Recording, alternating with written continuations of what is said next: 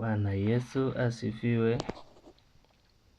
Niwakaribishe tena siku nyingine katika kipindi hiki. Ni kipindi cha kujifunza Biblia. Leo tutachunguza sana kuhusu moto wa milele. Tutaangalia mafungu yanayosapoti huo moto wa milele. Imekuwa mara nyingi sana watu wanakosa kuelewa kwamba huo moto wa milele ni utawaka milele zote au itafika wakati hautawaka. Nikukaribishe tuombe kabla ya kuendelea. Haleluya. Mungu wetu na Baba yetu, tunakushukuru kwa ulinzi wako na wema wako, umetupatia afya njema, jina lako litukuzwe. Kabla ya yote tunaomba Roho wako mwema akae mwalimu na kiongozi katika hili somo. Katusamehe tunapoenda kinyume na mapenzi yako, tusijisifu wenyewe bali jina lako likatukuzwe.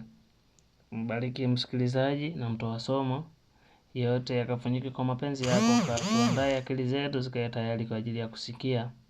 Nimeomba kwa imani kwa jina la Yesu, amina. Wa milele na usiozimika. Huu wa milele na usiozimika ni nini? Ni moto ambao tunaambiwa kwamba huu moto hautazimika. Tuone kwenye mafungu ya Biblia yanasemaje kuhusu moto wa milele na usiozimika. Lakini tuna kitabu au lesoni ya Bobea Andikoni ya vijana wenye umri wa miaka 19 hadi 35 hapo. Pia nayo siku ya leo niko nayo kwa ajili ya kujifunza. Ina kichwa cha somo kinasema wa milele na usiozimika, ni sehemu ya fasiri. Karibu tuone ina sapoti nini. Lakini katika juma hili zima tuna kichwa cha somo kinasema moto wa Jehanamu. Tuna kitabu cha Malaki sura ya 4 mstari wa 1 hadi wa 3. Ndio leo tuko hapa tunachunguza. Karibu tuanze. Ikiwa Mungu haadhibu watu katika jehanamu ya milele na milele, vipi kuhusu aya zinazozungumzia moto wa milele? Kwa mfano Mathayo 25 mstari wa 41 inasema, kisha atawaambia na wale walioko mkono wake wa kushoto, ondokeni kwangu mliolaaniwa, mwende katika moto wa milele aliyowekewa tayari Ibilisi na malaika zake. Kwanza ni muhimu kutambua kwamba moto huu umeandaliwa kwa ajili ya Ibilisi na malaika zake. Lakini hapa tunaona katika utangulizi wa lesoni yetu inatuambia kwamba huu moto ulioandaliwa wa milele haujaandaliwa sisi, ameandaliwa shetani na malaika zake waovu. Lakini anasema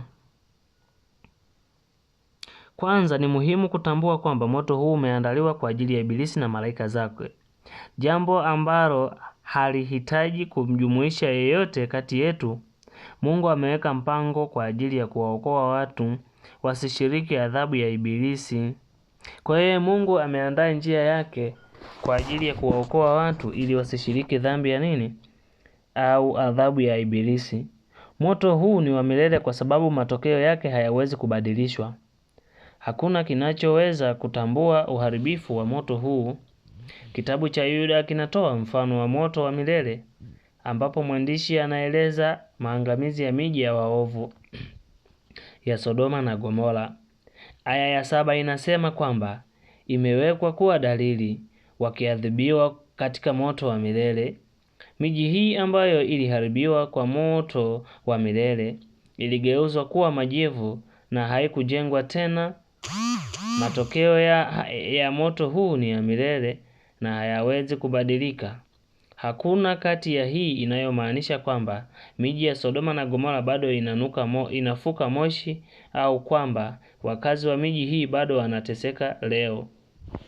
Moto wa milele ni juu ya hatima ya milele, si adhabu ya milele. Miji ya Sodoma na Gomora iliharibiwa kabisa. Mwanzo 19:29 inakuelezea hapo kuhusu Sodoma na Gomora kuharibiwa kwake. wakazi wote wa miji hii waliangamia na kuwa majivu. Kwa hiyo tunajifunza na tunaona kwamba watu wa miji ya Sodoma na Gomora waliangamia na kuwa nini? Na kuwa majivu. Nikukaribisha sana, karibu tuendelee kujifunza na tuone ni wapi au Biblia inadhihirisha nini kuhusu huu moto wa milele.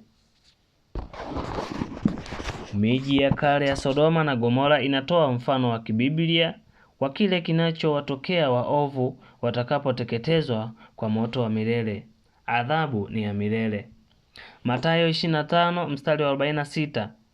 Lakini kuadhibiwa ni kwa muda mfupi, waovu watateketea katika moto na kuwa majivu milele.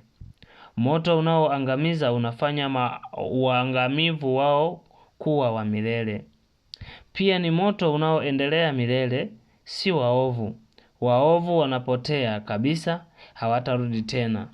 Zaburi ya 47 mstari wa 20 ndiyo unaosema kwamba hawatakuwepo. Maana bado kitambo kidogo asiye haki hata kuwepo, utapaangalia mahali pake wala hata kuwapo. Zaburi 47:10. Moto wa milele umewateketeza. Kwa hiyo tunaona kwamba huu moto wa milele utawateketeza kabisa na hawatakuwepo. Na wala haimaanishi kwamba wataendelea kuungua milele, bali moto wa milele utawaangamiza waovu, watapotea kabisa na hawatarudi. Ukitaka kusoma hiyo na kudhibitisha, Zaburi 47:20. Watu wengine huelewa vibaya kile ambacho Biblia inafundisha kuhusu moto usiozimika. Mathayo 3:12. Cha kusikitisha, baadhi hutumia neno moto usiozimika kudai kwamba watu waliomo ndani ya moto huo hawateketei kamwe. Hata hivyo, Biblia hutumia msamiati huu kufundisha kwamba hakuna mtu anayeweza kuuzima moto huo. Kwa mfano, Nabii Yeremia anaeleza jiji la Yerusalemu likiteketezwa kwa moto usiozimika. Basi nitawasha moto marangoni mwake, nao utaziteketeza nyumba za enzi za Yerusalemu, wala hautazimika. Yeremia 17:27. Hii inaelezea moto wenye nguvu ambao hakuna zimamoto anayeweza kuuzima. Hii haimaanishi kwamba Yerusalemu bado inaungua hata leo. Inamaanisha kwamba hakuna aliyekuwa na uwezo wa kuuzima moto huo. Watu wamekuwa wakijiuliza maswali, huu moto wa milele, yaani sisi tuangamie milele, waovu wae wanachoma na moto kila siku? Hapana. Utawateketeza watu mara moja na watu hao kisha watatoweka. Lakini tuende kwenye Biblia tuone inatuambia nini kuhusu moto wa milele au moto usiozimika. Kitabu cha Malaki sura ile ya 4 mstari kuanzia wa 1 hadi wa 3 anasema, kwa maana angalieni, siku ile inakuja, inawaka kama tanuru, na watu wote wenye kiburi nao wote watendao ovu watakuwa makapi. Na siku ile inayokuja itawateketeza, asema Bwana wa majeshi, hata haitawaachia shina wala tawi. Kwa hiyo mstari wa 1 unaelezea habari za kuteketezwa kwake kwa waovu.